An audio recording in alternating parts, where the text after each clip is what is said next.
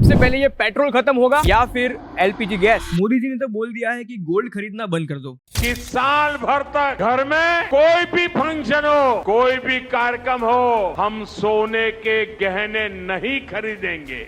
Now let's talk about gas supplies. And amid concerns over the shortage of cooking fuel LPG in India. Panic buying for liquid petroleum gas or LPG cylinders. There is a new fear in the country. India's LPG crisis and the shortage of liquefied petroleum gas. Fuel panic is sweeping across cities, queues getting longer and rumors spreading faster than facts. क्योंकि crude oil के price बढ़ रहे हैं तो उसकी वजह से dollar के प्राइस भी बढ़ेंगे and we need more and more dollar to buy gold. तो ये जो क्रूड महंगा होगा उसकी वजह से पेट्रोल भी महंगा होगा। डॉलर अप, रुपया down, global market going down down, petrol high, LPG low, भाई ये क्राइसिस आ गया ब्रो।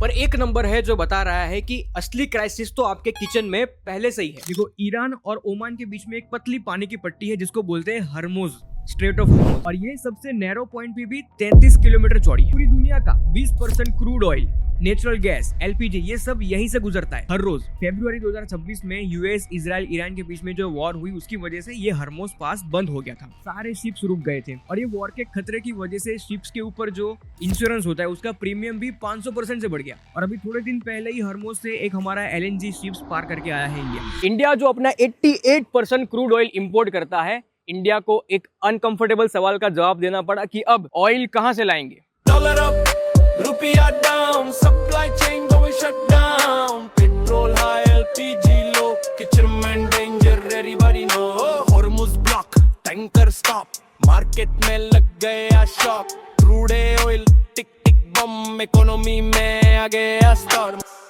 देखो, पहली अच्छी खबर तो ये है कि इंडिया के पास 50 दिन का ऑयल रिजर्व रहता है। 25 दिन का क्रूड ऑयल अंडरग्राउंड रिजर्वॉयर्स में और रिफाइनरीज की पाइपलाइन में होता है और 25 दिन का रिफाइंड पेट्रोलियम रेडी होता है। और इंडिया ने एक और चीज करी है कि अपना रशिया से जो इम्पोर्ट है वो बढ़ा दिया है, करीब 20 lakh barrel per day. Russia से जो भी हम ऑयल इम्पोर्ट करते थे वो फरवरी 2026 में था सिर्फ 20%, और मार्च में अभी वो 45% से भी ज्यादा हो गया है। और अभी हमारा 70% क्रूड ऑयल हर्मुज को बाईपास करके आता है, मतलब कि हर्मुज से नहीं आता। मतलब कि पेट्रोल के लिए जो डाइवर्सिफिकेशन है वो रियल है, पेट्रोल का बैकअप रियल है, पर ये पूरा 50 दिन का रिजर्वियर, ये डाइवर्सिफिकेशन, ये सब पेट्रोल और डीजल के लिए है, क्रूड ऑयल के लिए। पर आपके ये सिलेंडर के कुकिंग गैस का इससे कोई लेना देना नहीं है, क्योंकि एलपीजी का स्ट्रेटेजिक रिजर्व हमने कभी बनाया ही नहीं। स्ट्रेटेजिक रिजर्व हमारा एलपीजी का 0 है, कभी बनाया नहीं। हमारा कुकिंग गैस का सिस्टम एक कंटिन्यूस साइकिल पे चलता है। हर हफ्ते शिप्स आते हैं और हम खरीदते हैं और फिर यूज करते हैं। सिर्फ कमर्शियली ही जब एलपीजी का सप्लाई रोक दिया गया था तब कितना नुकसान हुआ था वो देखो आप। एलपीजी नता તેના કારણે 20-25% ધંધામાં તમારે ફરક પડ્યો હશે। થોડો ફરક તો પડે, અમુક આઈટમો અમે થાય એવી નથી, એ બંધ કરી હતી। हाँ, मुंबई में 20% से होटल्स और रेस्टोरेंट्स बंद हो गए थे। એવો વૈકલ્પિક ચાલુ કર્યું હતું, ચૂલાનો ઉપયોગ કર્યો। ચૂલા લાકડાથી પછી અમે બટાકા ને એવું બાફવાનું ચાલુ કર્યું, हाँ, અને એથી અમે ચલાવ્યું ને ઇન્ડક્શન ચાલુ કર્યું। ઇન્ડક્શન થી ચાલુ કર્યું, કારણ કે ગેસનું તો પછી બ્લેક ચાલુ થઈ જાય એટલે બ્લેક અમે લેતા જ નતા। कोलकाता में 5000 में से 40% को दिक्कत हो गई। બ્લેકમાં અને શું અંદાજે ભાવ થઈ ગયા હતા માર્કેટમાં? બ્લેકમાં એવો ભાવ ચાલતા હતા, 45 આસપાસ ભાવ ચાલતા હતા, પણ હવે બ્લેકમાં લાવતા જ નતા। और तमिलनाडु में 10,000 से भी ज्यादा रेस्टोरेंट्स अफेक्ट हुए थे। નોર્મલ સરકારી લેવા જઈએ તો એ કેટલાનો બોટલ આવે? અત્યારે નોર્મલી સરકારી અત્યારે હાલના ભાવ 3000 ચાલુ કરી દીધેલા છે બરોબર, રેગ્યુલર કોમર્શિયલ માટે। કોમર્શિयल માટે। બરોબર। कोयम्बतूर में एक अन्नपूर्णा रेस्टोरेंट है जो 50 साल से चलता आ रहा है। जब रिसेशन आया तब भी वो खुला रहा, जब डीमोनेटाइजेशन आया तब भी वो खुला था, और जब कोविड आया तब भी वो खुला था। फेस्टिवल्स के दिन भी वो बंद नहीं होता। लेकिन 10 मार्च को उनके मैनेजमेंट ने पब्लिक नोटिस जारी करी और कस्टमर से माफी मांगी, और उन्होंने बोला कि एलपीजी डिस्ट्रीब्यूशन में एक सीवर रिस्ट्रिक्शन है, उसकी वजह से जो मेन्यू में एसेंशियल आइटम्स है वही हम सर्व करेंगे। 50 साल तक जिस रेस्टोरेंट को कोई बंद नहीं कर पाया उसको ये गैस की शॉर्टेज ने बंद कर दिया। और ये कोई एक बिजनेस प्रॉब्लम नहीं है, ये एक वार्निंग है। पर समझने वाली बात यह है कि गवर्नमेंट ने कुकिंग गैस की सप्लाई इसलिए काटी क्योंकि सबके लिए गैस है ही नहीं। और अभी आपका हाउस होल्ड का सिलेंडर इसलिए सेफ है क्योंकि किसी और का बिजनेस बंद हो रहा है। गोल्ड भी इंपोर्ट, ऑयल भी इंपोर्ट, डॉलर के पीछे सबका ट्रांसपोर्ट, रुपी गिरा तो गेम हुआ टफ, मिडिल क्लास बोले इनफ इज इनफ। और अब हम पेट्रोल की तरफ चलते हैं और उसकी कॉस्ट समझाता हूँ मैं आपको।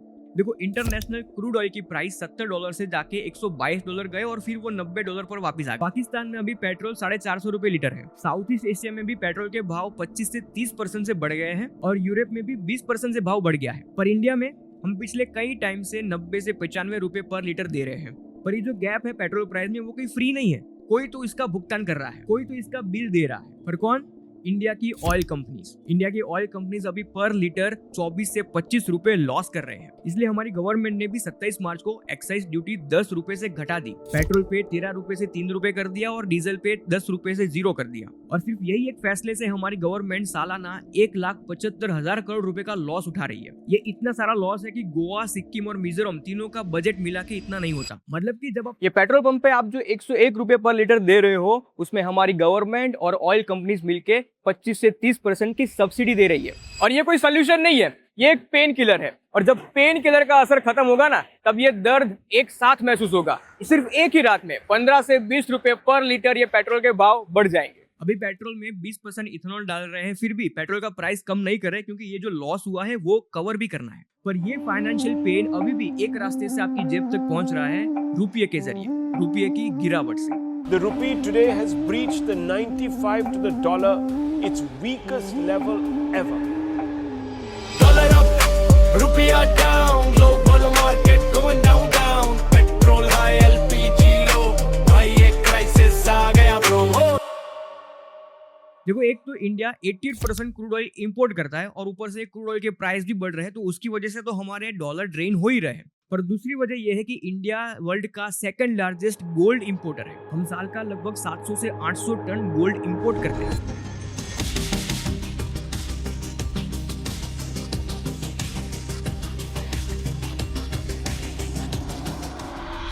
क्रूड ऑयल के बाद गोल्ड हमारा दूसरा सबसे बड़ा इंपोर्ट प्रोडक्ट है। तो अब आप इसका कनेक्शन समझो। एक तो क्रूड ऑयल महंगा हो रहा है हरमोज पास बंद होने की वजह से, और उसकी वजह से हमारा डॉलर ड्रेन हो रहे हैं। और दूसरा कि गोल्ड जो है वो भी ऑल टाइम हाई चला गया, उसके भी प्राइस बढ़ गए, तो उसकी वजह से भी हमारे डॉलर ड्रेन हो रहे हैं। और ये दोनों चीज एक साथ हो रही है, तो हमारा रुपया ऑल टाइम हाई, मतलब कि डॉलर के सामने ऑल टाइम हाई मतलब कि लो 94.74 रुपीज हो गया। और जब रुपया गिरता है तो पेट्रोल महंगा, किराना महंगा, मेडिसिन महंगी, सब कुछ महंगा, क्योंकि सब कुछ इंपोर्ट की चेन है। इसलिए मोदी जी ने अपील करी थी कि 1 साल के लिए सोना खरीदना बंद कर दीजिए, avoid non essential gold purchases. और दूसरा उन्होंने बोला था कि पेट्रोल बचाओ और ईवी ले लो। देखो, मोदी जी ने तो बोल दिया कि भाई ईवी ले लो, पर ईवी की रियलिटी क्या है इंडिया में वो देखो आप। ईवी के लिए चार्जिंग इंफ्रास्ट्रक्चर चाहिए, जो इंडिया में अभी सिर्फ 27,000 चार्जिंग स्टेशन बने हैं। रूरल इंडिया में तो बिजली ही नहीं आएंगे, तो फिर चार्जिंग स्टेशन तो कहाँ से ही आएंगे। अगर सारे ही लोग ईवी पे शिफ्ट हो गए, तब जाके ये क्रूड ऑयल मतलब कि पेट्रोल पे डिपेंडेंसी घटेगी। पर उसके सामने एलपीजी का क्या?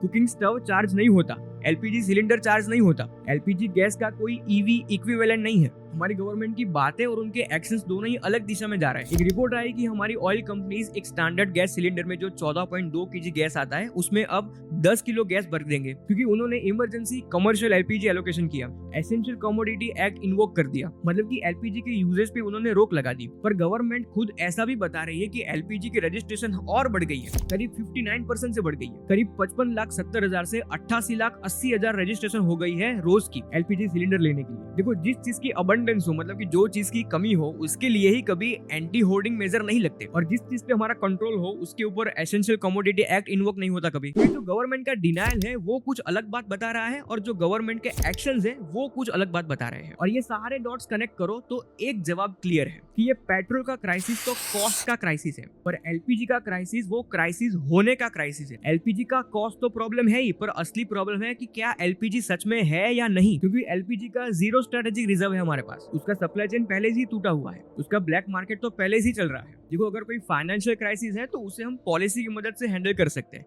पर अगर कोई फिजिकल शॉर्टेज है तो उससे मैनेज नहीं कर सकते, क्योंकि शॉर्टेज में कुछ है ही नहीं। गवर्नमेंट एक टाइम के लिए पैसा छाप सकती है महंगा ऑयल खरीदने के लिए, पर वो सिलेंडर भरने के लिए कुकिंग गैस नहीं छाप सकते। इंडिया में पेट्रोल का भाव बढ़ेगा वो तो पक्की बात है, पर पेट्रोल की फिजिकल शॉर्टेज नहीं है अभी। पर एलपीजी का शॉर्टेज है, और जब तक हमारा स्ट्रेटेजिक रिजर्व 0 है, ये बार बार होगा। तो हमें करना क्या है? पहला, होर्डिंग मत करो, मतलब कि एलपीजी का आप स्टोरेज करके मत रखो। ब्लैक मार्केट से आप 3 सिलेंडर लेके घर में रख दोगे तो ये वही वाली स्टोरेज क्रिएट कर देगा जिससे आप डर रहे हो। दूसरा कि अपने किचन को डाइवर्सिफाई करो। 2000 रुपए वाला इंडक्शन कुकटॉप ले आओ। अगर गैस सिलेंडर डिलीवर होने में डिले होता है तो आप पानी उबाल सकते हो, चावल बना सकते हो, अपनी फैमिली को खिला सकते हो। और ये वीडियो अपने वो दोस्तों को शेयर कर दो जिसके घर में सिलेंडर की प्रॉब्लम है, या फिर उनको ये वीडियो शेयर कर दो जो ऐसा समझ रहे हैं कि पेट्रोल का जो क्राइसिस है वो ज्यादा डेंजरस है, क्योंकि उनको भी पता होना चाहिए कि असली प्रॉब्लम, असली शॉर्टेज गैस सिलेंडर की है।